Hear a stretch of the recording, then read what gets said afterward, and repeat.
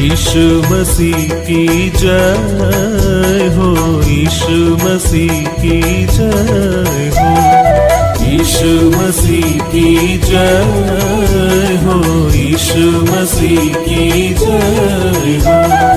नर तन धार लिए परमेश्वर तेरी हो जय जयकार। नर तन धार लिए परमेश्वर तेरी हो जय जयकार। तेरी हो जय जय, तेरी हो जय जय, तेरी हो जय जयकार। तेरी हो जय जय, तेरी हो जय जय, तेरी हो जय जयकार। परमेश्वर के नाम की महिमा हो। प्रभात मनन के आराधना संबंधी मनन में आप सभी का हार्दिक स्वागत है। परमेश्वर के दिए गए इस नए दिन के लिए परमेश्वर का हम धन्यवाद करते हैं। आज एक बार फिर से प्रभु के दिन में हम सब परमेश्वर की आराधना करने के लिए तैयार हैं। उसके पुत्र के प्रेम और बलिदान को स्मरण कर उसके मीठे और पवित्र नाम की स्तुति आराधना करने के लिए आओ हम परमेश्वर के वचन के एक भाग पर मनन करें। प्यारो, पिछले कुछ सप्ताह से हम यशायाह उसका 9 अध्याय 6 पद के आधारित मसीह के अलग अलग नामों पर मनन कर रहे हैं। आइए इसे जारी रखते हुए कुछ और भी बातों को इस पद के आधारित हम ध्यान करेंगे। यशायाह 9 अध्याय उसका 6 पद मैं आपके लिए पढ़ देता हूं। क्योंकि हमारे लिए एक बालक उत्पन्न हुआ, हमें एक पुत्र दिया गया है और प्रभुता उसके कंधे पर होगी और उसका नाम अद्भुत युक्ति करने वाला, पराक्रमी परमेश्वर, अनंत काल का पिता, शांति का राजकुमार रखा जाएगा। परमेश्वर इस पढ़े गए पदों पर अपनी आशीष उंडेले।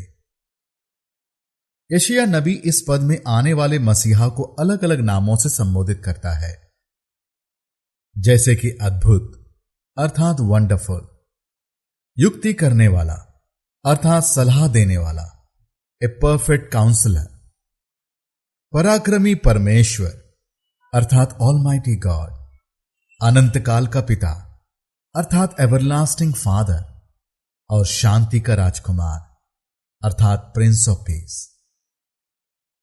आमतौर पर इसे हिंदी अनुवाद के अनुसार एक ही नाम के रूप में लिखा गया है, परंतु इसके वास्तविक भाषा इब्रानी के अनुसार यह मसीह के अलग अलग नामों को दर्शाता है।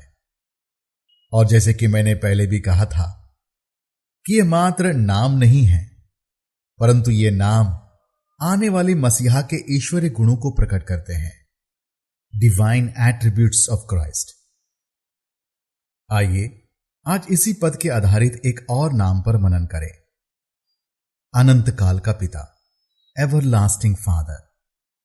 अनंत काल, यह नाम जीवन के समय काल के मापदंड को दर्शाता है।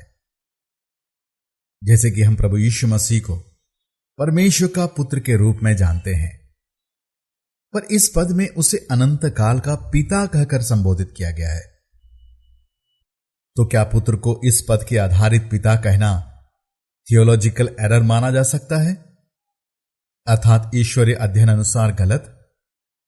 पर बात कुछ ऐसी नहीं है, क्योंकि पुत्र प्रभु यीशु मसीह के लिए अनंत काल का पिता शब्द इस्तेमाल करने का सीधा अर्थ होता है कि वह उसका जनक है अथवा प्रणेता। इसका मतलब प्रभु यीशु मसीह अनंत काल का स्वामी है। इसे अंग्रेजी भाषा में बोलूं तो Jesus Christ is the originator of eternity. उदाहरण के तौर पर शैतान को झूठ का पिता कहा गया है, अर्थात झूठ का जनक, झूठ और फरेब का मालिक शैतान है। यदि इसी आधार पर हम यशायाह उसके 9 अध्याय 6 पद को पढ़े तो यशायाह नबी यह कहना चाह रहा है कि आने वाला मसीहा अनंत काल का स्वामी होगा, अर्थात अनंत काल उसका है। Eternity belongs to him. प्यारो, अनंत काल का सिद्धांत इतना गहरा है कि हम मनुष्यों को अपने इस सीमित ज्ञान से समझ पाना असंभव है। अनंत काल अर्थात जिसका ना तो कोई आरंभ है और ना कोई अंत, केवल परमेश्वर अनंत है। उस अनंतकालीन परमेश्वर ने मनुष्यों को अपने स्वरूप में सृजा, अर्थात मनुष्य का एक आरंभ है परंतु अंत नहीं है। अर्थात जब मनुष्य इस संसार में जन्म लेता है तो यह उसका आरंभ है और एक दिन वो मर जाता है, परंतु मृत्यु उसका अंत नहीं है।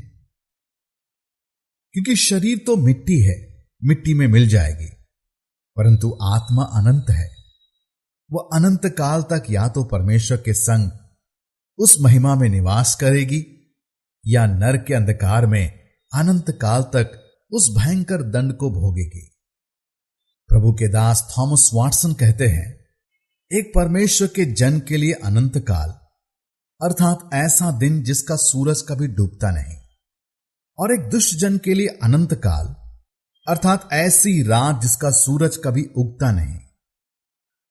प्यारो, हमारी जिंदगी भी कुछ ऐसे ही रातों से गुजर रही थी। उस अनंत काल के नरक की ओर हमारे कदम दौड़े जा रहे थे।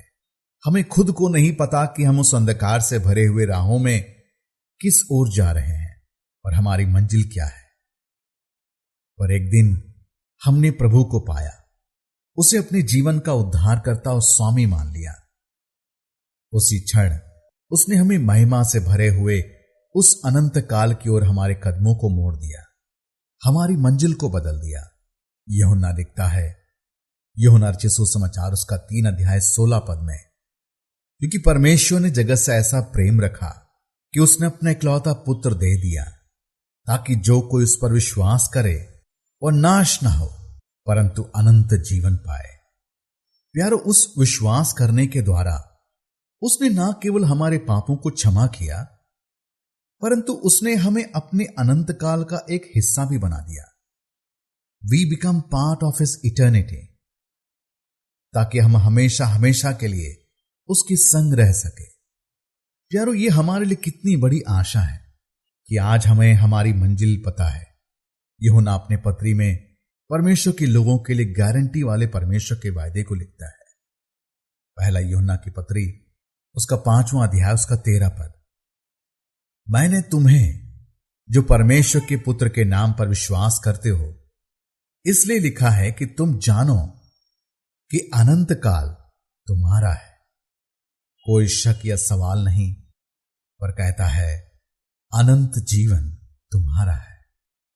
प्यारो, आज भले ही इन बातों को हम इतने अच्छे तरीके से समझ भी ना पाए, पर एक दिन जब हम अपने प्रभु से मिलेंगे तब हम उसके चरणों पर गिरकर आभारी हृदय से बार बार दंडवत करेंगे कि उसने हमें महिमा से भरे हुए उस अनंत काल का हिस्सा बना दिया, जिसके लायक हम कदापि नहीं थे।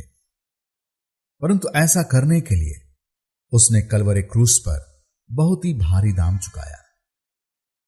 हमारा प्रभु यीशु मसीह जो अनंत काल का पिता है, he is the everlasting father. आइए हम उसके चरणों में झुककर उसे दंडवत करें, उसके नाम को सराहें, क्योंकि वह अनंत काल का पिता है। हम इस मनन को आगे भी जारी रखेंगे। आप सबको मेरा जय मसीह। अनादिश्वर अरूपी आत्मा आराधना के यो, अनादिश्वर अरूपी आत्मा आराधना के यो, नर रूप लेकर जगत में आया नर को बचाने को, नर रूप लेकर जगत में आया नर को बचाने को।